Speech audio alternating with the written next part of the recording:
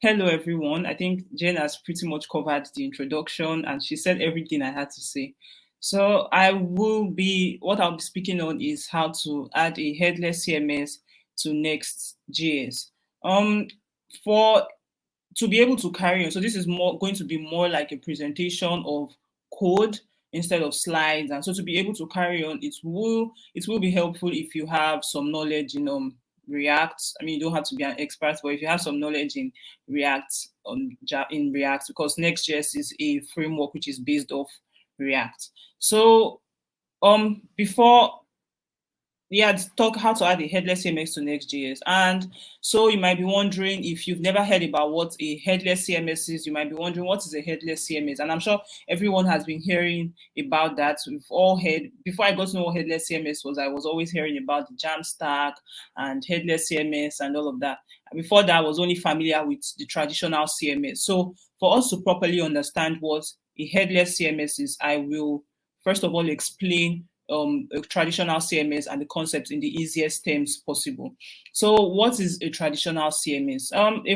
First of all, a very good example of a traditional CMS is WordPress. So, if you've ever used a WordPress website or you've ever built a WordPress website, you have an idea of how a traditional CMS works. And how they work is that we have our backend layer, and then we have the front end layer, or what we refer to as a presentational layer, which is what those of us who get to use our devices, your laptops, your mobile phones, which is the layer, the section of the web application or the website you get to see. So that is what I refer to as the presentational layer. Now, in traditional CMS is the presentational layer and the backend layer, which can be built with, like, which contains the database. You have the database, and you have the backend layer. So these, they are all tightly coupled with the front end layer, and most of the time you do not get to choose. As a developer, probably if you've ever got to build a tradition, if you've ever got to work with a traditional CMS, you don't get to pick what language you want,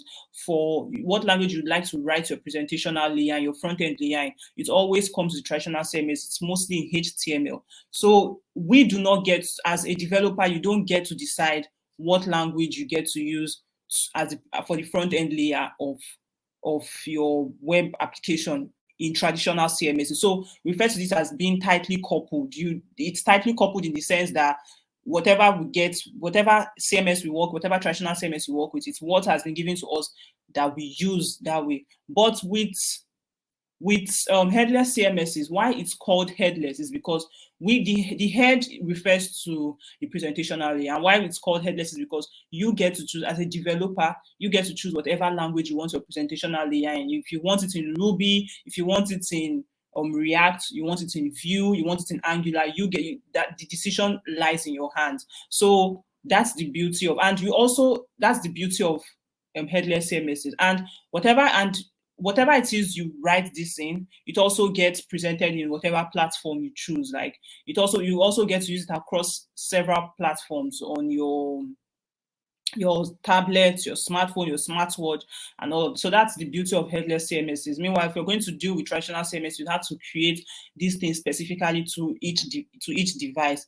So now for us to be able to display the data in our front end layer, for us to be able to see, because we have the back end and you have the database section. So for us to be able to display that section for users to get to see what we have built as a front end, you're front end developer, you want to be able to display. This is where the concept of Jamstack comes in, and this is where you get to use a Jamstack tool like Next.js, and you also for you to be able to properly optimize your tool, your Jamstack to Next.js, we are able to use tools such as a headless CMS. Now we have various types of headless CMSs, a lot of popular headless CMS. We have Contentful, we have Sanity, but for the purpose of this conference, I'll be making use of Storyblock. So whichever one you can work with whichever one you want to use, but for purpose of this conference, I'll be working with Storyblock because it's a CMS I am familiar with. Yeah, so this is an illustration of what a headless CMS is. So with a headless CMS, you get to use whatever you want for your presentational layer. You can see here I am using different heads to specify the different languages you can use. You can use Next, Nuxt, React, Vue, or Svelte. So yeah, with Headless CMS, you get to choose whatever front-end technology you'd like to use. So I'm going to go over now and present my screen so that I can present my code and everyone is going to follow along. Yeah. So for the very first section, because we are going to be working with Next.js, what you're going to do, you have your code editor, you're going to have to install Next.js. You're going to create a Next.js application. And to be able to create a Next.js application, the command we use is npx create next app. And then this, you replace this basic Next.js with the name of your folder, your file, or your application. And you can use Yarn if you're one who also uses Yarn instead of npm, you can make use of Yarn. So you just replace this npx with Yarn create Yarn creates next app and whatever it is you want the name of your application to be. And after that, so the reason why we are installing this is because we want to be able to want to use Next. And with this, Next provides us with folders and then features that we get to use right off the bat.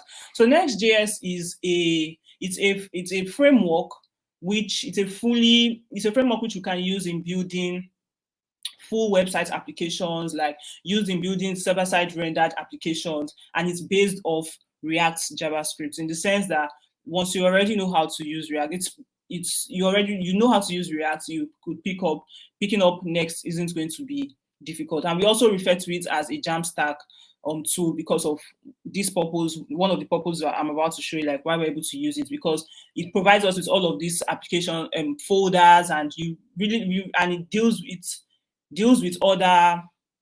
with other sections that normally, if you were creating your application right off the bat, you have to take care of it, such as SEO. It solves that issue for us, in the sense that it also helps to like cache your application, helps with web performance, it enhances your web performances, helps with your SEO optimization, and it also helps with dynamic routing when you're creating, and routing generally when you're working with your web application. So this is one of the reasons why Next.js has become quite popular.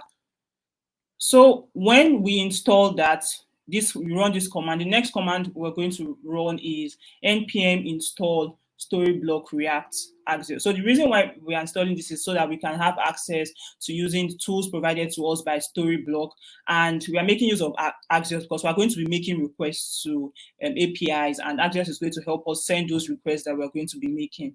So after this, you would want to, if you do not have a Storyblock account, you want to create, if you're going to want to use any Headless CMS, you have to create an account. So we're going to create an account with Storyblock. And here I have my Storyblock account over here. And once you log into, you create your account. It's very easy. It's free. I want to also mention that this is not a form of promo or any. So this is just me sharing stuff that I have worked with. So you get to have this account, and with this account, you are able to access. We have what we refer to as stories in Storyblock. So making use of stories, you'd be able to create items such as components and content that you want displayed in your application. So this is what a static website I've been able to create, making use of Next.js and Storyblock, right? And you can see here we have a visual editor, and I'm just going to run you through, like, give you an explanation of how we were able to display this inside here, because this is it also comes to the visual editor where you also get to make changes, right? But we're going to be focusing a lot more on its integration with Next.js. So after creating your account, you also create a stories, just like what I have done here. And within that, we also get to create you get to create components. Components refers to the content you want in your application.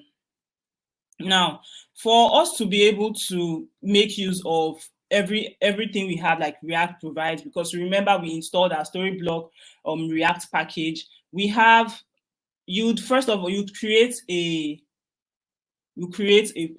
folder. For my own sake, like create a folder, and inside that folder you have a file. I created a folder, and inside that I have a file which I titled storyblock.js. And inside, what this does is that I'm basically just initializing Storyblock in here. And what I mean by that is that I'm trying to initialize a connection with the Storyblock API, so I can be able to enable my use with my visual editor and be able to have access to other things such as editing components, like connecting my components. But as we go on, I'm going to explain that further. So when you start working with, we have your CMS. Your CMS provides you with an API. It is with this API that you'll be able to connect the contents you have created. For example, here I have all of these contents which I created with Storyblock.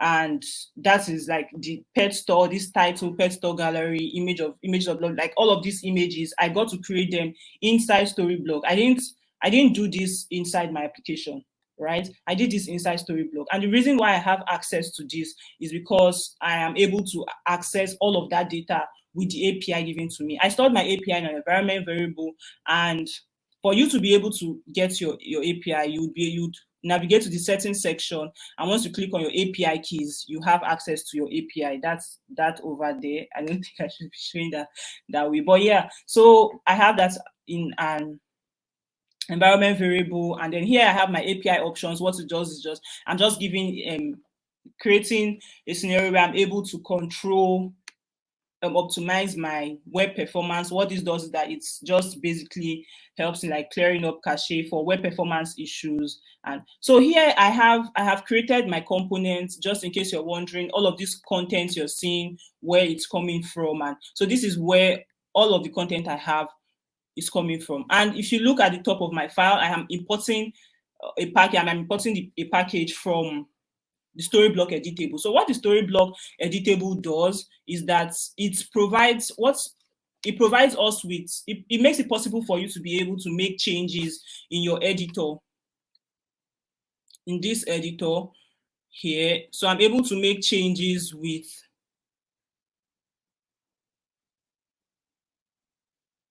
here.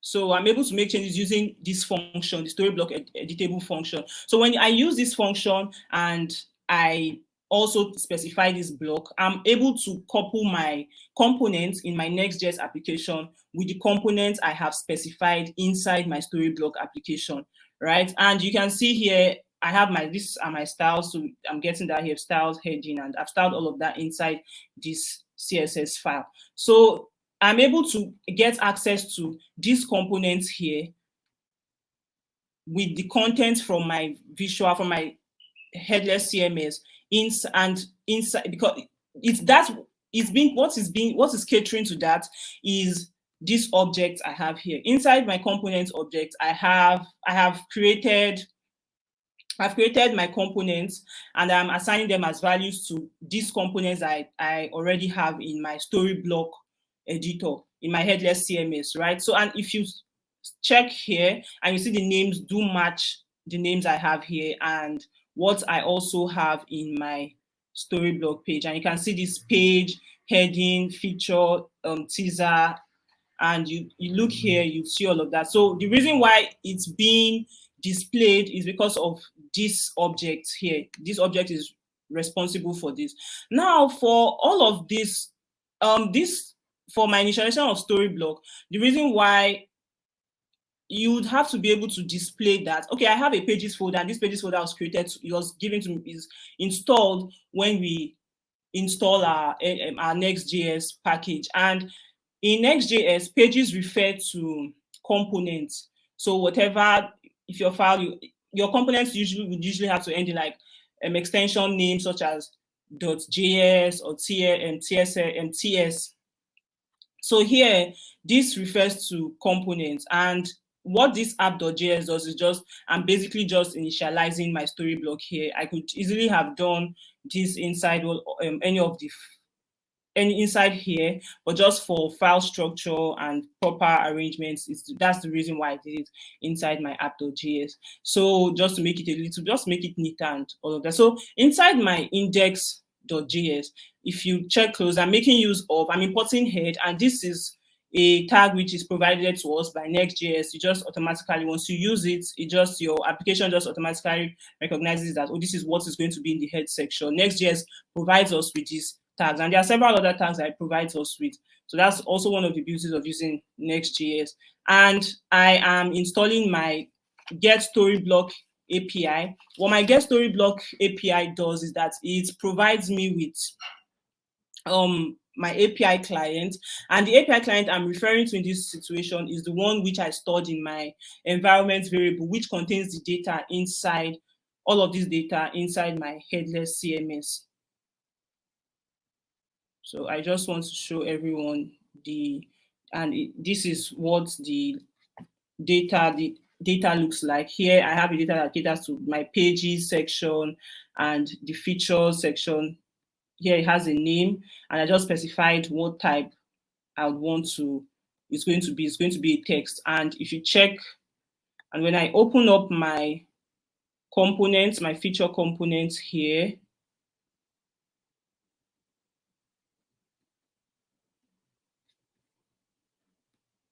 my heading components here, you'll be able to see, you notice that I'm not exactly putting in any specific text. I didn't have to type in any specific text. The reason why this is happening is because of this story block editable, which I already explained, that it's kind of makes it possible for us to target the components we have in our CMS. So inside of my index.js, I am importing my get story block API and my story block components, which is all provided to me from my story block React package. And here you can see I have a function, it's my home function, and inside my the head section, I mean to say, you can see the title here, pet store, gallery, every other data, this heading, every other thing was given. I got it from my API, which was gotten from my Storyblock account. So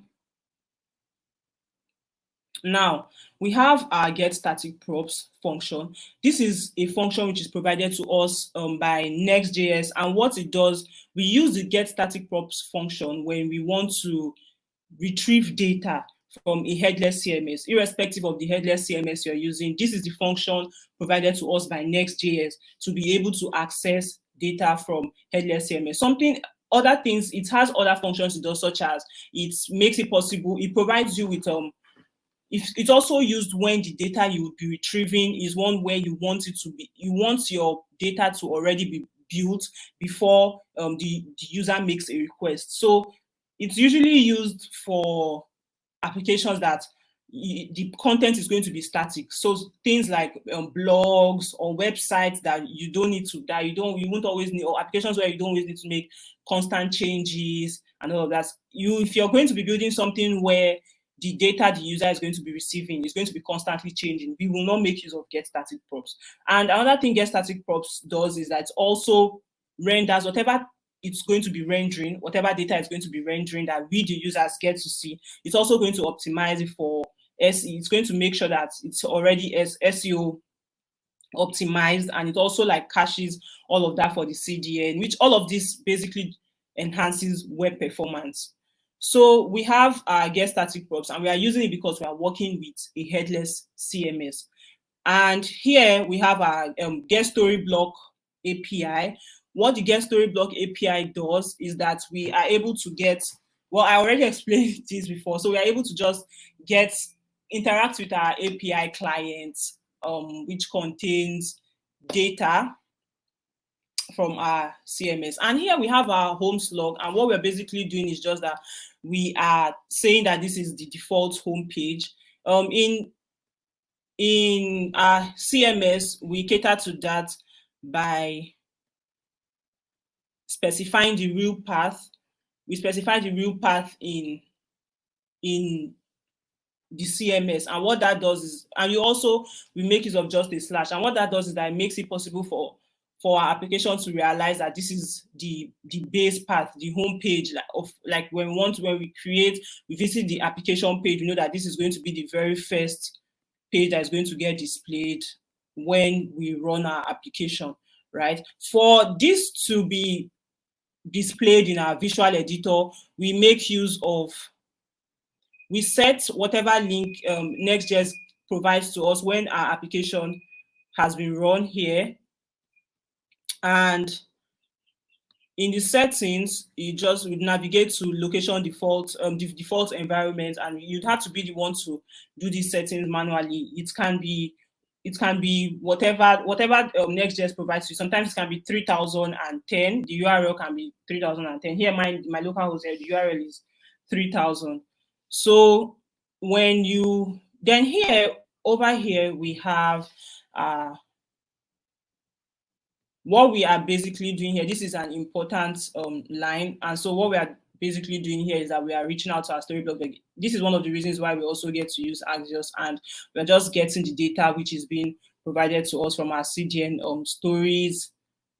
Inside these stories here, we have our home stories. This is gotten from this content we have here, right? This log, and if you look closely, you see where it's specified here.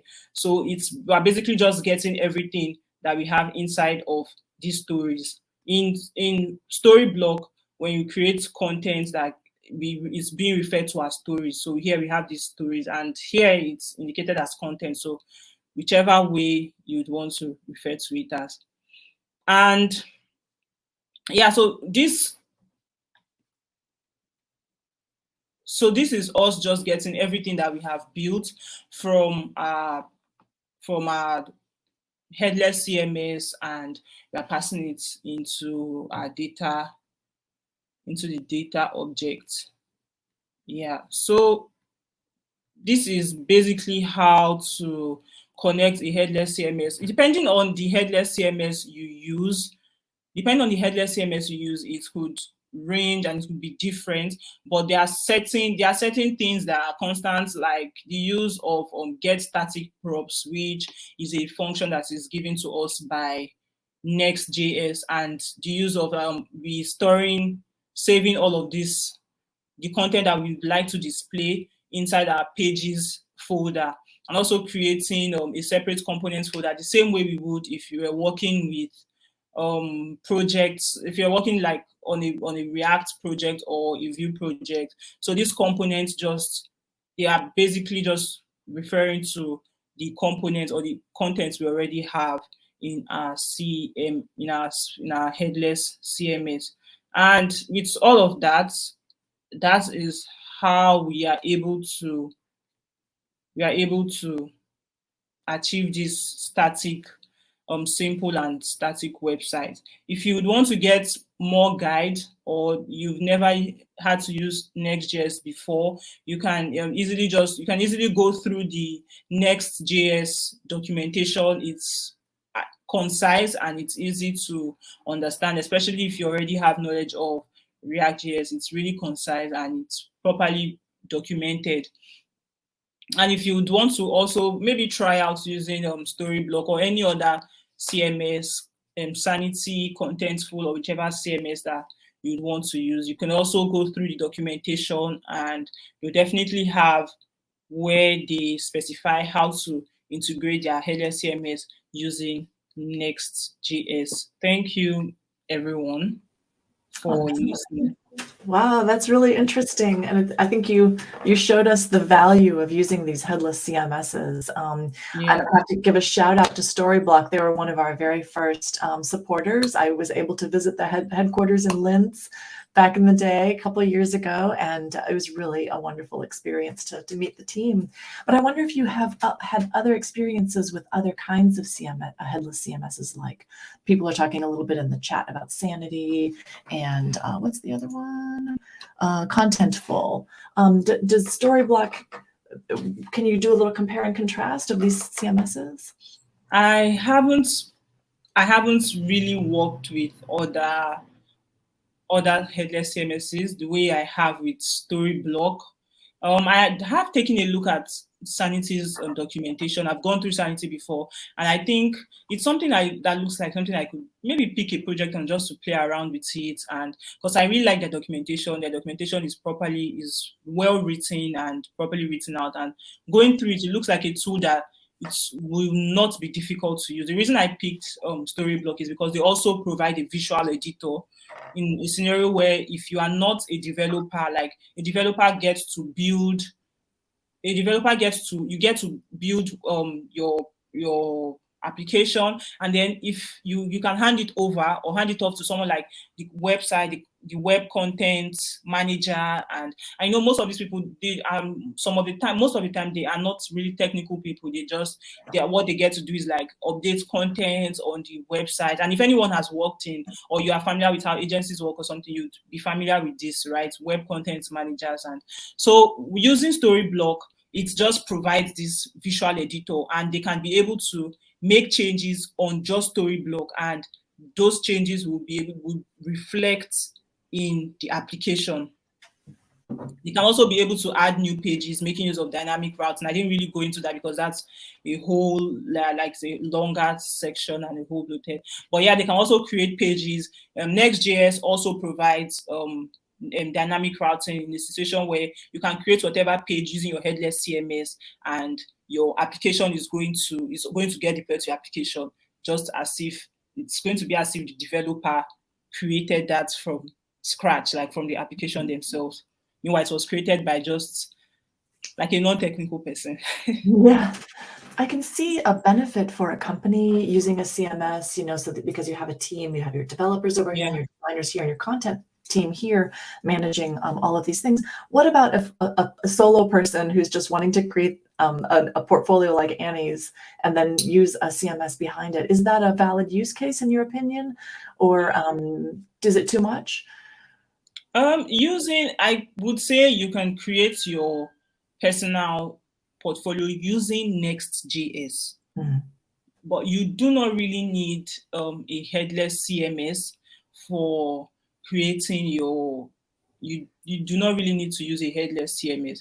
If just like Annie mentioned, she mentioned you can use a traditional CMS. Those are CMSs that they already come with templates and all of that. So headless CMS do not come with templates. You have to be the one to, you can see I saw the section where I created my styles. And so you'd have to be the one to create the styles. And so you do not really need a headless CMS except you want to showcase you have a project where you've worked with a headless CMS, and you can get to do that. But you don't really need to. If you want to make use of Next.js, that's very fine. That's all right.